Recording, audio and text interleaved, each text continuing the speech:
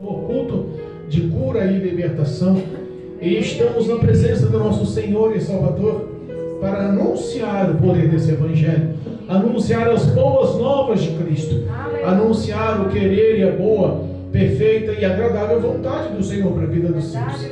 Amém? Deus me deu uma palavra e eu quero compartilhar ela com os irmãos. Está no livro de Salmos capítulo 116. Salmos capítulo 116. Eu quero ler até o versículo 9 somente. Amém? Aleluia. Engrandecido e bendito é o nome do Cordeiro vivo. Amor e gratidão ao Senhor Glória a Deus. por tudo que o Senhor tem feito por nossas vidas. Amor e gratidão a Deus pela salvação, pela liderança de vitória em nossas vidas, pelos livramentos, pelas guerras vencidas. Amém? Salmo 116. Amém? Vamos colocar em pé para a glória de Deus, por respeito e reverência à presença do Espírito de Deus na casa. Amém? Versículo 1 diz assim: amo ao Senhor, porque Ele ouviu a minha voz e a minha súplica, porque inclinou a mim os seus ouvidos. Portanto, invocá-lo-ei enquanto viver. Cordéis da morte me cercaram, e angústias do inferno se apoderaram de mim. Encontrei aperto e tristeza. Então invoquei o nome do Senhor, dizendo: ó Senhor, livra minha alma. Piedoso é o Senhor e justo. O nosso Deus tem misericórdia. O Senhor guarda os simples. Estava abatido, mas Ele me livrou. Volta minha alma a teu repouso, pois o Senhor te fez bem. Porque tu, Senhor, livraste a minha alma da morte, os meus olhos das lágrimas e os meus pés da queda. Andarei perante a face do Senhor na terra dos viventes. Amém? Só até aqui mesmo. Glória a Deus. Podemos aceitar. Aleluia. Louvado e engrandecido é o nome do Senhor. A vocês que nos acompanham pelo canal do YouTube, que vocês possam nessa noite, ou essa manhã, tarde, eu não sei a hora que vocês estão acompanhando, mas que vocês possam abrir o coração e dar a liberdade ao Espírito de Deus, dar a liberdade à presença do Senhor para falar no íntimo do coração. O Todo-Poderoso Deus, essa noite, Ele quer nos mostrar o quanto tem trabalhado em nosso favor. Porque a Bíblia nos ensina que é na angústia, no momento de aflição, de dor, que Ele se faz presente. E muitas das vezes as pessoas, nos momentos de dores e de aflições, de angústias e medos, ou nas percas, ou nas mortes, as pessoas acabam achando que Deus deixou elas só. As pessoas acabam achando que elas não estão sendo vistas por Deus. E tudo instrui para a vida do homem para que a derrota seja o certo, para que o erro seja o certo.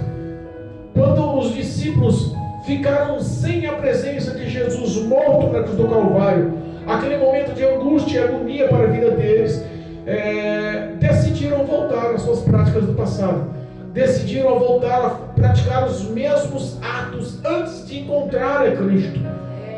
Pedro voltou a pescar, e a todos voltaram às suas velhas práticas. Mas a Bíblia nos ensina que éramos guiados no passado por espíritos demoníacos que tinham um propósito único de destruir as nossas vidas, de fazer as satisfações dos desejos da nossa carne e da nossa mente. Mas quando encontramos com o Senhor Jesus, as nossas vidas mudaram, porque Ele passou a gerir, passou a gerenciar, passou a governar. E nós sabemos que a vontade do Senhor é melhor do que a nossa. Nós sabemos que às vezes os nossos sentidos nos mostram uma verdade, mas é uma verdade icônica, errônea, limitada. E é justamente o que esse salmo nos mostra: a bondade de Deus agindo em cima das nossas limitações, a bondade e o querer de Deus agindo em cima das nossas fraquezas. Sabe que esse salmo 116, os historiadores não descobriram quem escreveu. Oficialmente dizendo, ninguém sabe quem foi que escreveu o Salmo 116. Mas os estudiosos, os grandes teólogos entram numa conclusão que as palavras mencionadas nesse Salmo 116 que lemos veio de um rei, o rei Ezequias. Estas palavras descreveram mais ou menos o que acontecera com ele, que está lá escrito no livro de Isaías, do profeta Isaías, capítulo 37 em diante. Fala-se sobre a história da angústia que viveu o rei Ezequias sobre a mão de um tirano. Isaías capítulo 37 nos descreve mais ou menos qual foi a ação que levou a esse Salmo 116. Nós temos uma referência que passou-se tempos de aflições e angústias para que esse salmo fosse escrito com tantos detalhes. O rei Ezequias foi um dos homens ungidos e consagrados por Deus como rei de Israel, como rei de um povo escolhido. Assumiu o reinado com 25 anos e reinou por 29 anos, e a Bíblia fala que tudo que ele fez foi bom aos olhos do Senhor, que ele tem um reinado de misericórdia e de bons feitos, de compaixão e de caridade. Ele foi um rei aprovado pela sociedade, pelo povo e por Deus. Mas ele passou, mesmo sendo um rei escolhido por Deus, mesmo sendo um rei aprovado por Deus, passou por dificuldades, e não foram poucas. Passou por grandes dificuldades, nos provando que por mais que sejamos homens de Deus ou mulheres de Deus, ou escolhidas por Deus ou ungidos por Deus, não nos livra, não nos isenta de passarmos por provas e pelejas, por dificuldades tremendas. A Bíblia fala que o rei da Assíria, o rei Senaqueribe, lá no capítulo 36, o rei Senaqueribe, ele decide invadir a Jerusalém, e a Bíblia fala que nessa época era o rei Ezequias que era sobre o reinado de Jerusalém, era rei em Jerusalém. Ele já tinha invadido o reino do norte, todas as 10 tribos estavam sob o comando do reinado de Senaqueribe, o rei da Síria. E o exército sírio era um dos exércitos mais poderosos da época. Ninguém sucumbia à invasão, ao embate daquele exército sobre as suas cidades, sobre a sua terra natal. Ele tinha vantagens e tinha conquistas sobre todo o reinado naquela época. Rei Senaqueribe era um homem extremamente respeitado. O reino assírio, medo-persa, era um reinado poderoso, era o tempo de glória deles. E o rei Ezequias era pequeno, ele assumiu um reinado difícil. Estava em divisão, o reino do norte, o reino do sul. As tribos de Jacó estavam do lado, de Israel estavam as duas, estavam do outro, o reino do norte, o reino do sul. Ele já tinha conquistado o reino do norte. E houve uma invasão também ao reino do sul, em Jerusalém. O exército dele, fortificado, poderoso, cercou toda Jerusalém. Cavaram-se trincheiras e se armaram e formularam estratégias e arquitetaram planos de invasões. Toda a cidade estava cercada, inclusive na fonte da entrada das águas. Eles limitaram os recursos e começou a causar pânico, porque não existia uma terra sequer que sucumbiu ou que conquistou ou que conseguiu sobreviver sobre a invasão do exército sírio. Ezequiel estava apavorado, o rei Ezequias, estava apavorado. Ele estava dentro da cidade, olhando os acontecimentos e falando: dessa vez não tem jeito. Olhando os acontecimentos e falando assim: dessa vez estamos perdidos, perdemos a face do Senhor. Parece que o Senhor nos abandonou. O exército mais poderoso do mundo está ao redor da nossa cidade. Não temos homens para guerrear, não temos suficiência militar para invadir, para resistir à invasão. A Bíblia fala que ele envia um representante, e esse representante Eliaquim, o representante do rei Ezequias, foi ter justamente um representante do reinado sírio, do exército sírio, Rabzaque. Só que esse homem que representava o reinado de Senaqueribe, do exército persa, era tão arrogante, tão amedrontador, ele era tão autoritário, ele era tão grande em suas palavras, que ele causou mais pânico. Ele tentou embater e dizer: o Senhor, Eliaquim, representante de Ezequias, ele tentou falar: o nosso Senhor Jeová, ele há de pelejar por nós, ele não nos abandonou, a vitória veio pelo Senhor. Mas a representação de Senaqueribe era tão poderosa nas palavras, pelas conquistas e pelo terror que ele já tinha causado em todas as terras circunvizinhas, porque não existia uma cidade, não existia uma entidade, um Deus que pudesse embatê-los, que pudesse vencê-los. E ele deixou bem claro nas palavras: todas as cidades que invadimos, todas as cidades que conquistamos, destruímos seus deuses. Se nós pegarmos aqui o versículo do capítulo 36, o versículo 19, ele expressa assim: onde estão os deuses de Ramate e de Apartes? Onde estão os deuses de Serafarviã? Porventura livraram eles das nossas mãos? Os deuses de Samaria foram capazes de sucumbir, ou de resistir, ou de ganhar do nosso exército? Ele começou a mostrar que a filiação que Israel tinha com o Egito, com o faraó, essa filiação que vinha desde a época de Salomão, não era suficiente para suprir, para resistir ao exército sírio. O rei Ezequias ficou apavorado, e ele começou a falar: quem é que pode livrá-los das nossas poderosas mãos, do nosso poderoso exército? Imagina nos dias atuais um homem forte, poderoso, influente, capaz, amedrontador, respeitado, tentar com um grande exército te amedrontar, te afrontar, e você olhar e falar: mas quem sou eu? Pequeno, pobre, sem recursos, fraco, indefeso, sem apoio, como posso eu me embater? Essa é a grande verdade do mal sobre os dias atuais. Essa é a verdade das trevas sobre os dias atuais. O rei Ezequias, ele sentiu no coração que ele perdeu o apoio, a presença do Senhor, Deus dos exércitos, da vida dele.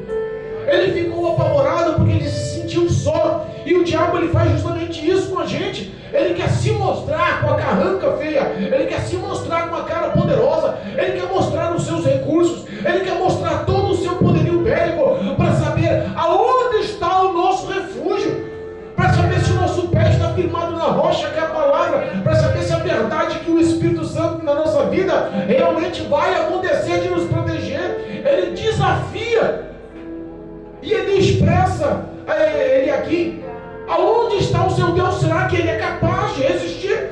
Quem é que pode te livrar dessa vez?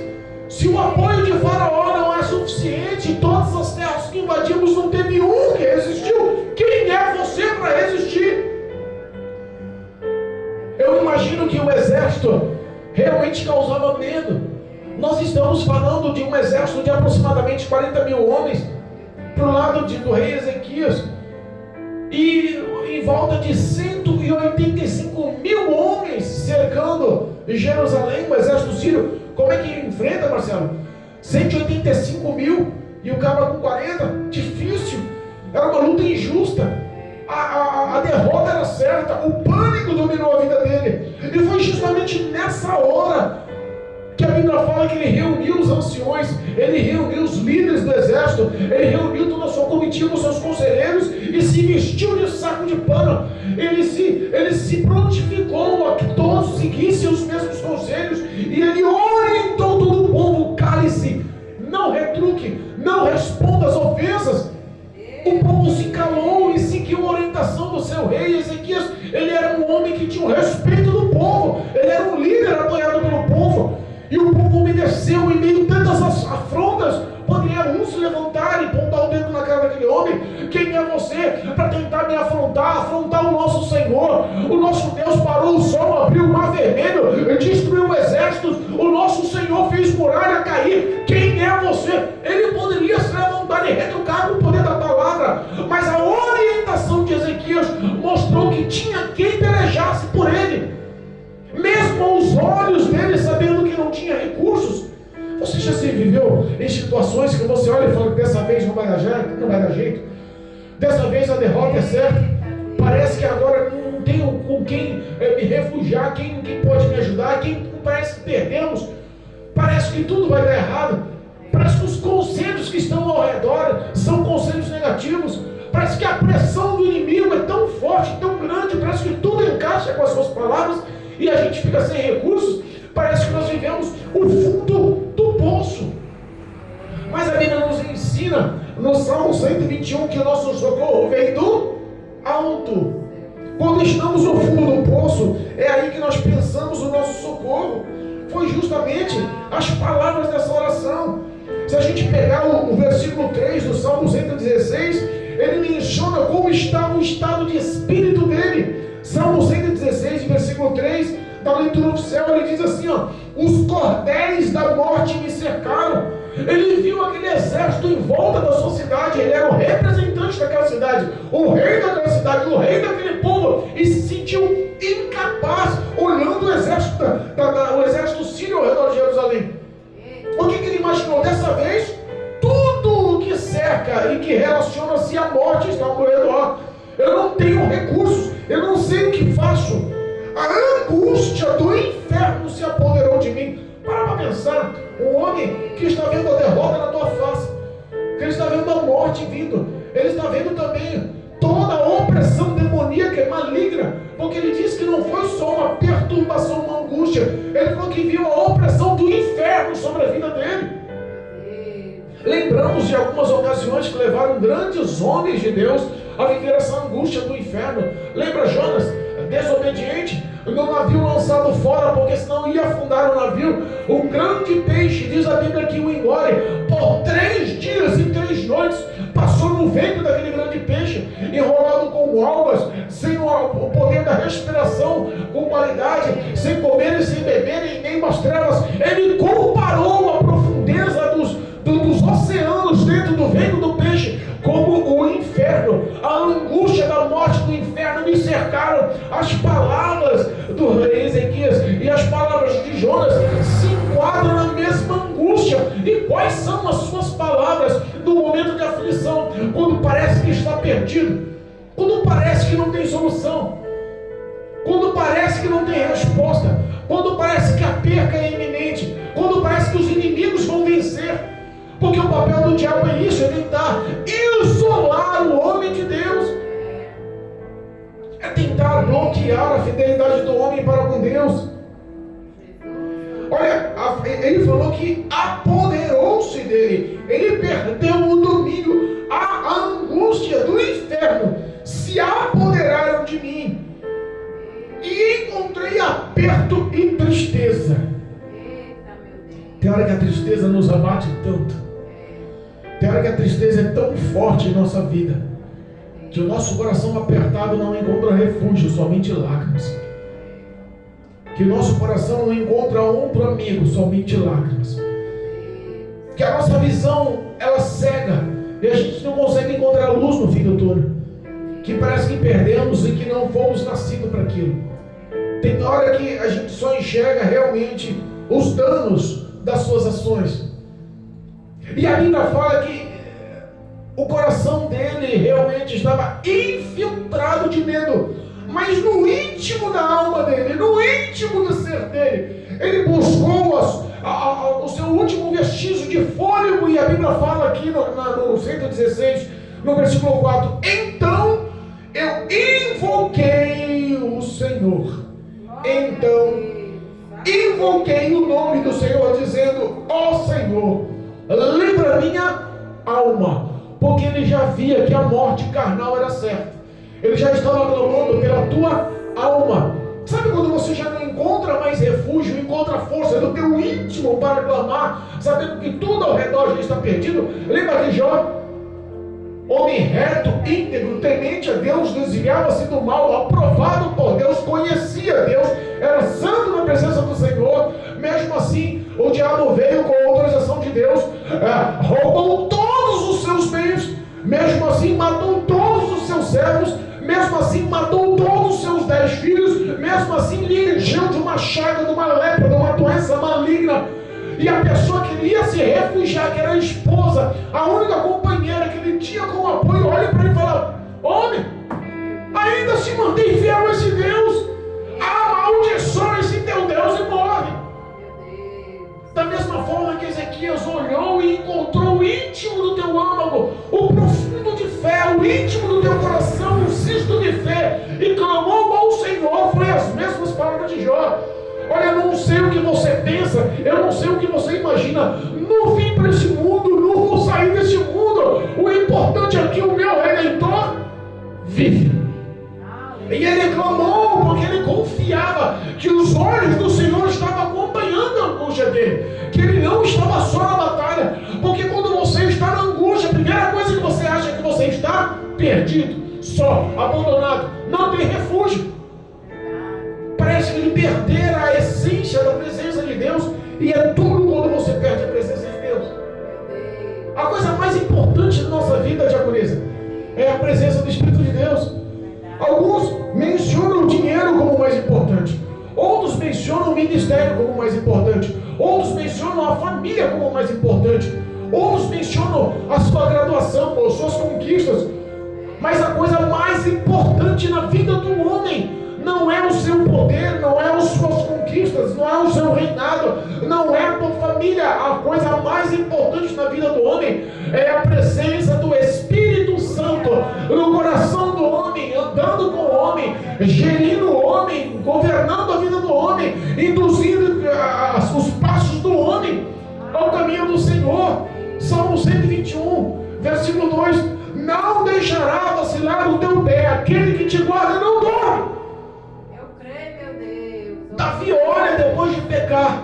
No Salmo 51 fala: Senhor, os meus pecados estão ante a tua face. Eu peço que o Senhor crie em mim um espírito voluntário para te obedecer, mas acima de tudo, não de forma nenhuma retires de mim a presença do teu Espírito Santo.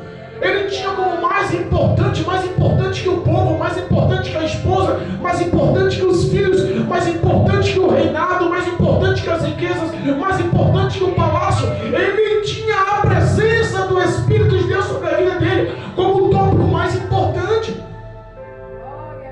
O rei Ezequias, naquele momento de dor, ele clamou ao Senhor, ele invocou ao Senhor, ele se humilhou ao Senhor, ele decretou ao povo entrar na presença do Senhor. E aí nos ensina que a Bíblia fala que Deus não resiste ao coração quebrantado. É verdade, meu Pai. Todo aquele que vem a mim, jamais o lançarei fora. Obrigado, meu Deus. O nosso Senhor e Salvador justo tem prazer no que é justo. Verdade. Jesus tem prazer no que é justo. Jesus tem prazer no que é bom, no que é correto, no que é certo, no que é verdadeiro. Às vezes as injustiças, elas te cercam e parece que você não consegue encontrar saída, e a gente tem sim que clamar e invocar o nome do nosso Senhor. Naquele momento que ele clama ao Senhor, livra minha alma, ele descobre uma coisa. Ele descobre no versículo 5 que Deus é piedoso. Piedoso é o Senhor e justo, o nosso Deus tem misericórdia. E descobrir que Deus é piedoso no momento da batalha, no momento da angústia, no momento da dor, é a coisa importante. Descobrir que Deus é justo. Se Deus é justo, Ele está acompanhando, Ele vai e pode fazer justiça ao teu favor. A Bíblia fala que Deus resiste ao grande, ao soberbo, ao altivo, mas Ele dá graça ao humilde. Ele acompanha as aflições dos simples. Ele dá vitória aos pequenos. O versículo 6 fala que ele estava realmente abatido, a ponto de ter se entregado. O Senhor guarda os simples. Eu estava abatido, mas Ele me livrou. Sabe o que é um rei abatido? Sabe qual é o espelho do povo? O rei. Sabe qual é o exemplo do povo? O rei. Sabe qual é o comportamento do povo? O comportamento do rei. Sabe qual é a ação do povo? A ação do rei. O homem, quando ele tem um espelho de liderança, cheio da presença de Deus, ele imita aquele espelho. Mas se ele encontrasse um rei cercado em toda a sua cidade, vendo as suas defesas minando, e o semblante abatido, o povo enxergaria que o rei estava ali derrotado. E era verdade, a alma dele estava abatida. Para um enxergar a alma dele abatida, é porque o restante já não estava dando certo. Meu Deus, é verdade. Às vezes nós nos sentimos a tal ponto amedrontados pelas circunstâncias que o diabo ele se apodera dessas situações. Ele quer descobrir um momento de fraqueza teu. É o teu momento de dor, é o teu momento de falha, é o teu momento de pequenez na fé. Que ele tenta infiltrar-se. Ele tenta se colocar entre você e Deus. Mas não tem como o homem de Deus perder a presença do Senhor, por mais que erre e peque. 1 João capítulo 3. Louvado seja Deus. Engrandecido é o nome do Cordeiro vivo. 1 João capítulo 3. Versículo 1 diz assim, ó. 1 João 3, versículo 1. Vede com grande caridade tem nos concedido o Pai, que fôssemos chamados de filhos de Deus. Por isso o mundo não nos conhece, porque não conhece a Ele. Amados, agora somos filhos de Deus e ainda não é manifesto o que havemos de ser. Mas sabemos que quando Ele se manifestar, seremos semelhante a Ele. Porque assim como é, o veremos.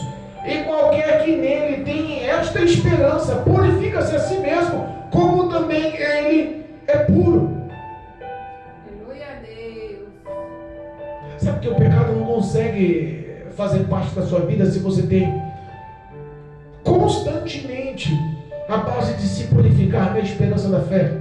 Aleluia. A base de se purificar na verdade dessa palavra.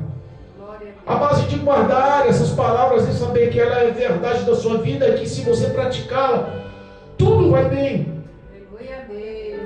Tudo vai bem. Verdade. O diabo quer nos separar através do pecado. Ou no versículo 4 do capítulo 3 de 1 João. Qualquer que comete pecado também comete iniquidade, porque o pecado é a iniquidade. E sabeis que Ele se manifestou para nos tirar dos nossos pecados. E nele não há pecado. Qualquer que permanece nele não peca. E qualquer que peca não o viu nem o conhece. O versículo 8. Quem comete o pecado é o diabo, porque o diabo peca desde o princípio. Para isso o Filho de Deus se manifestou, para desfazer as obras do diabo. A única coisa que isola, que bloqueia, que separa o homem de Deus é o pecado, é a iniquidade. E todo aquele que procura investir-se com avidez, praticar o pecado e a iniquidade, se torna filho do diabo. O diabo tenta, no momento de dor e de fraqueza, se infiltrar para te levar a essa prática.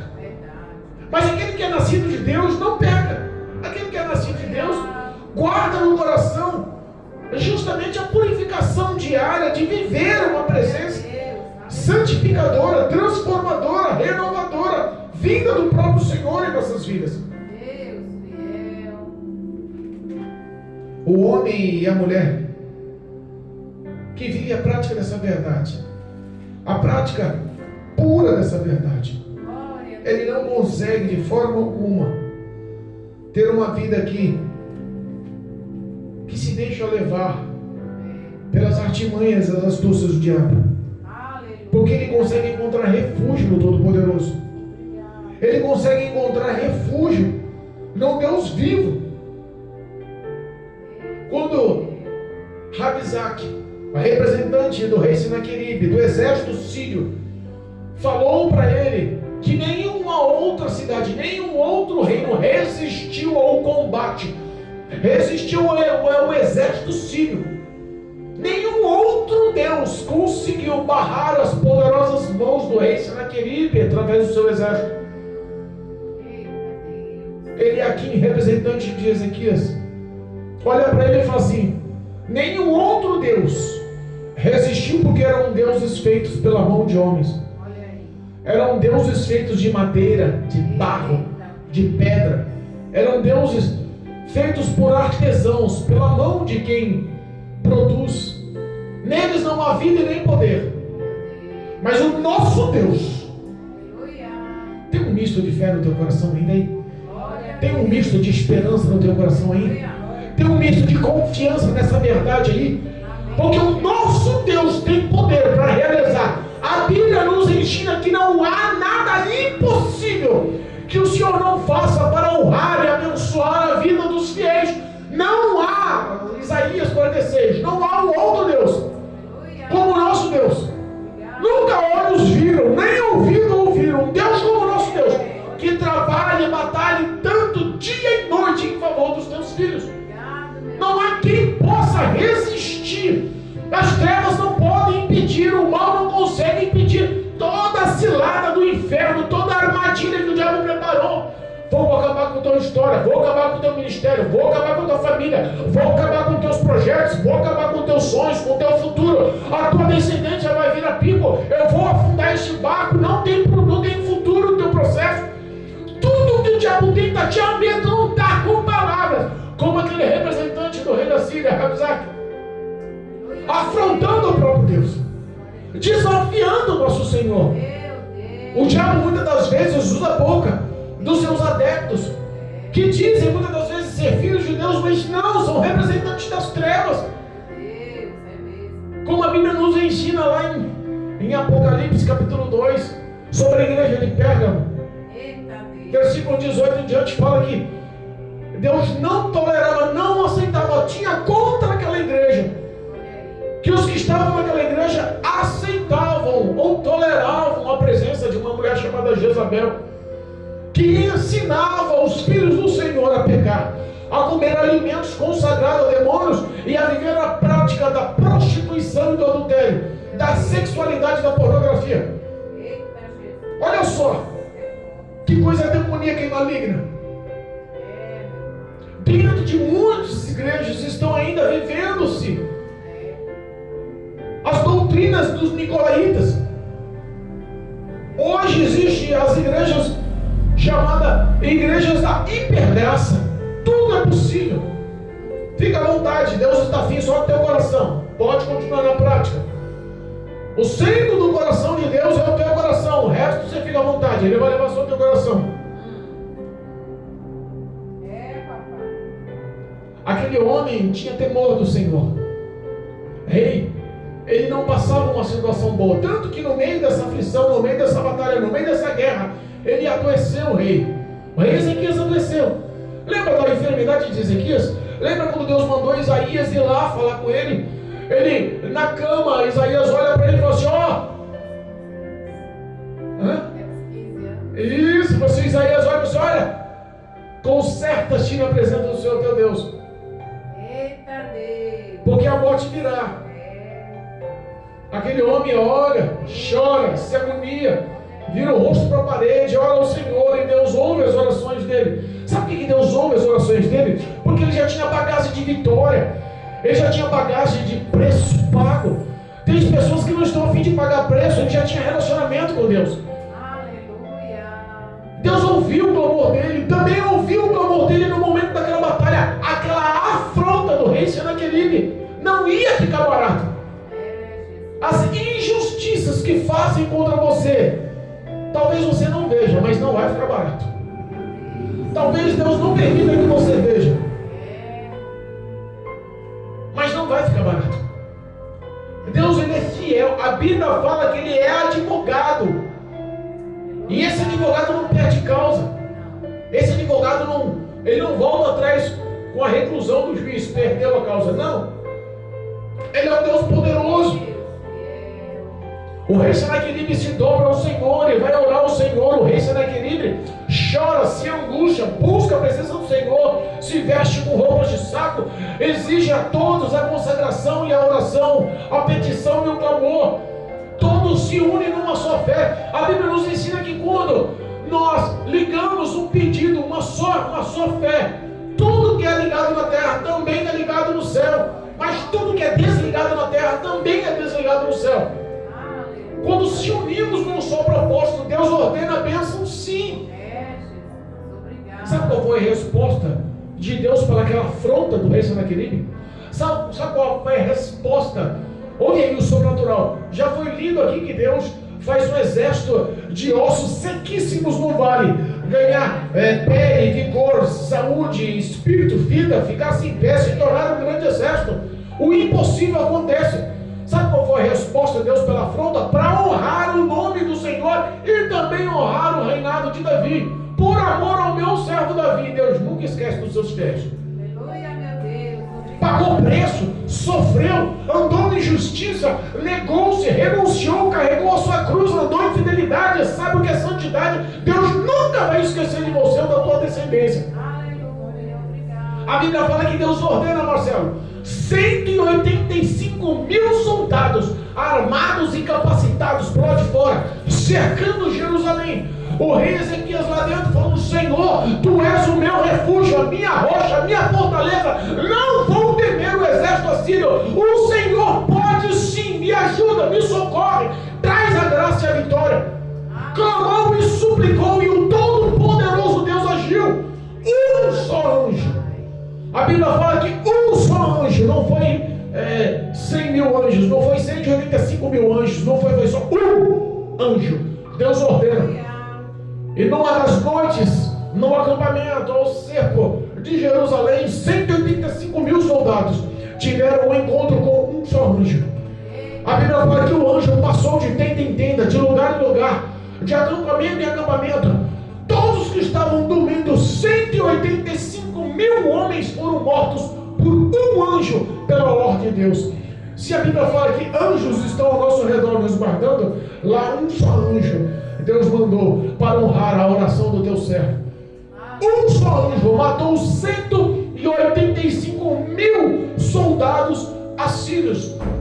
Os inimigos podem até tentar, mas a Bíblia nos ensina que quando a gente se sujeita às mãos do Senhor e resiste firme na fé, o diabo por um caminho vem, mas por 7 fugirá de ti. A graça do Senhor é sobre a tua vida. Os olhos do Senhor estão atentos aos teus passos.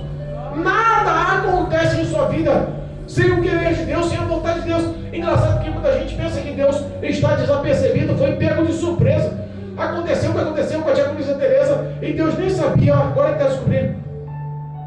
Tem gente que pensa que Deus é pequeno, limitado. O comando da vida do Filho do Senhor está nas poderosas mãos de Deus. Ele não perde o controle em nada.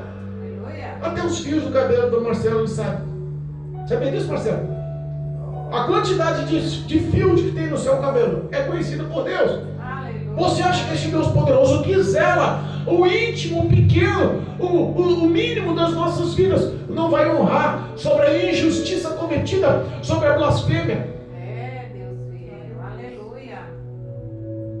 A Bíblia fala de Senaqueribe, o rei da Síria, o todo-poderoso, temido rei da Síria, o respeitado rei da Síria, acordou de manhã com a sua comitiva e viu 185 mil do teu forte exército, respeitado, todos mortos, cadáver em cima de cadáver, espalhados sobre a face da terra. Correu apavorado, voltou para Nínive, terra natal, ficou lá apavorado, tremendo as pernas. Meu Deus, que homem é esse? Que Deus é esse? Que poder é esse? Que ação é essa? Quem é que realiza isso?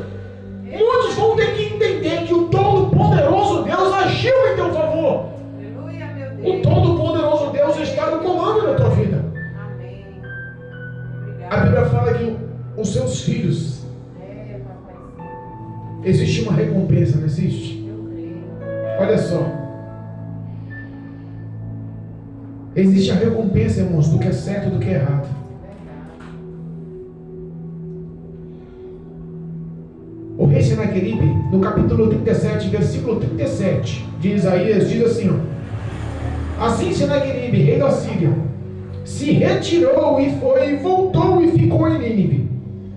E sucedeu que, estando ele prostrado na casa de Nisrod, seu Deus, engraçado que é um Deus com letra minúscula, hein? O seu Deus, ele estando na presença do seu Deus, na casa do seu Deus, protegido pelo seu Deus, Olha o que o Senhor dos Exércitos manda fazer. Deus amado. Adremeleque, seu filho, os feriram a espada e o mataram. Dentro da casa do Deus dele, dentro da proteção, do abrigo do Deus dele, o seu próprio filho foi lá e matou ele. A espada o esfaqueou e o matou. O sangrou e o matou. A Bíblia fala que o salário do pecado é a morte. E aí outro dos seus filhos, e esse fugiu, se escondeu na terra de Ararat, mas outro filho, Azar-Edom, reinou no lugar dele. Todo aquele que zomba do Senhor não fica vivo, ileso, sem penalidade. Todo aquele que acha que se zombar dos filhos do Senhor é só zombar dos filhos do Senhor, não. É zombar do Deus Todo-Poderoso. Você tem pai, não é bastardo.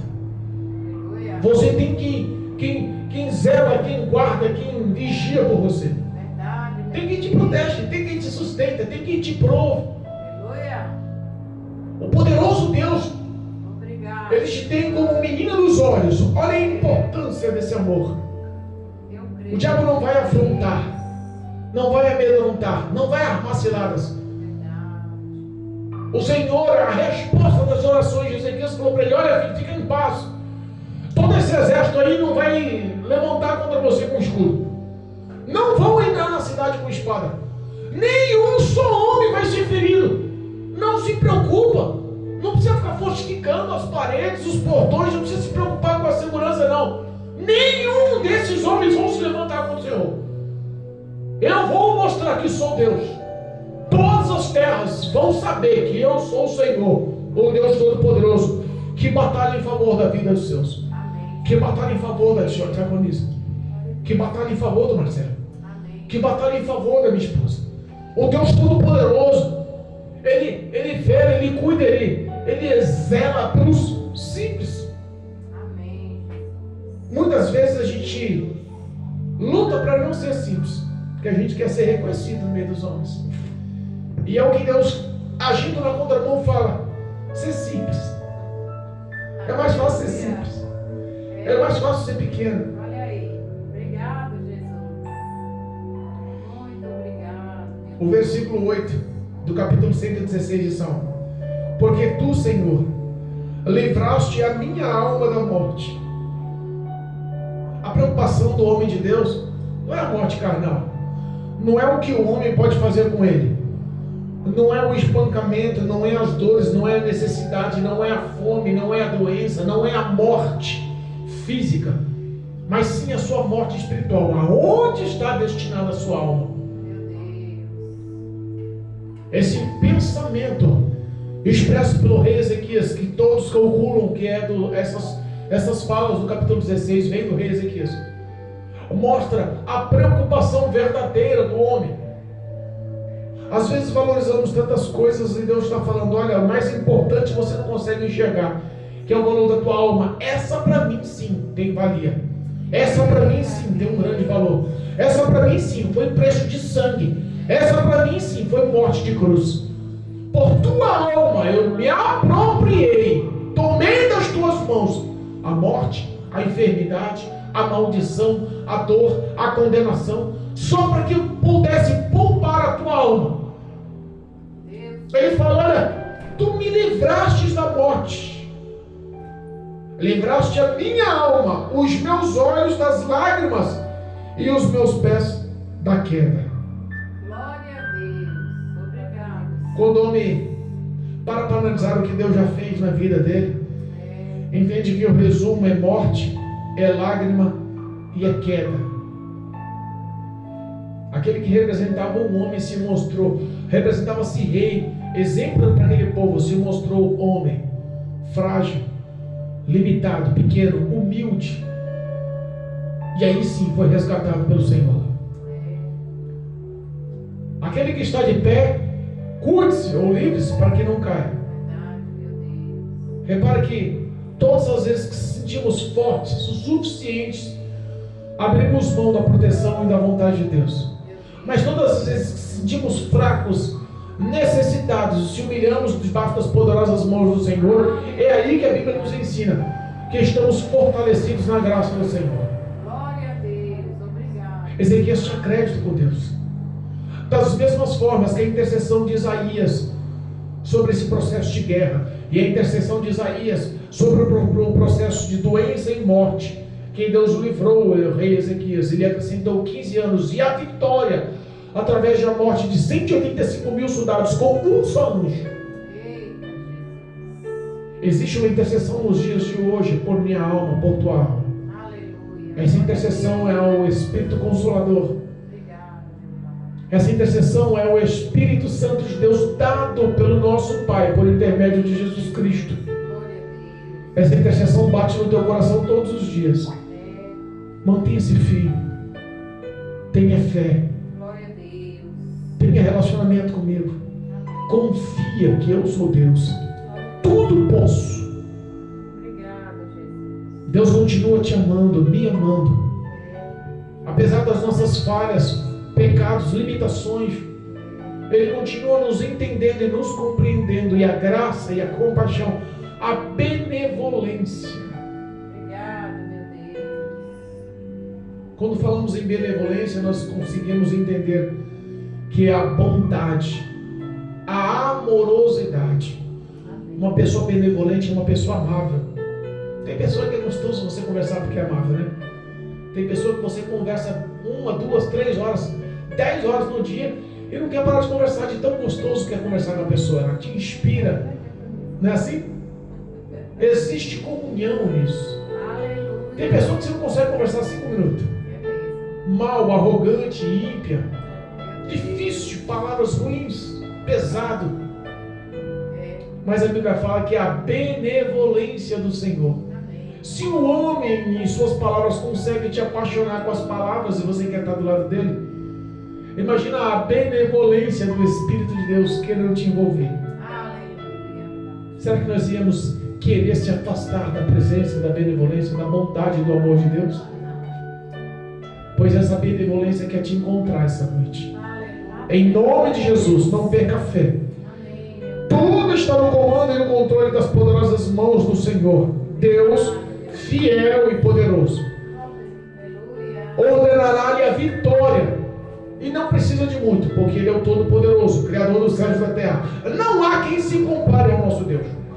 Não há quem confronte, quem se iguale, quem se mostre na presença do nosso Deus. Esse é o nosso Senhor. Não é feito de pau nem pedra, não é feito de gesso nem de madeira. Ele é vivo, morreu e ressuscitou. E está ao nosso lado, morando em nosso coração, dirigindo os nossos passos, com fé e esperança na graça e na compaixão do Senhor, para nos conduzirmos à eternidade nessa noite. Em nome de Jesus. Saia daqui sabendo que o Senhor é contigo, que a vitória é certa no nome de Jesus. Saia daqui revigorado, restaurado na presença do Senhor, em nome de Jesus. Em sua última palavra, eu o cantarei, eu o louvarei, eu o bendirei e andarei na sua presença na terra dos viventes. Aleluia. Que essa gratidão possa invadir o teu coração e saber que a vitória é certa, no nome de Jesus. Amém? Louvado seja